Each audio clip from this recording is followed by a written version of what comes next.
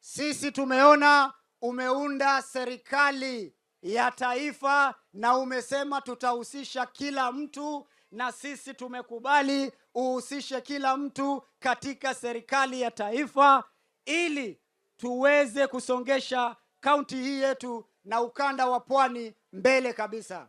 Na huyo ndugu yetu Joe tutamkaribisha, na ukimpa bendera ajue hiyo si bendera ya Mombasa, ni bendera ya Kenya.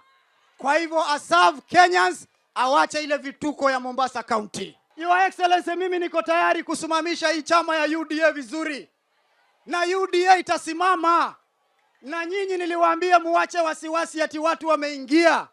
Hii bedroom ya Mombasa iko mikononi mwetu, iko ndani ya chama ya UDA.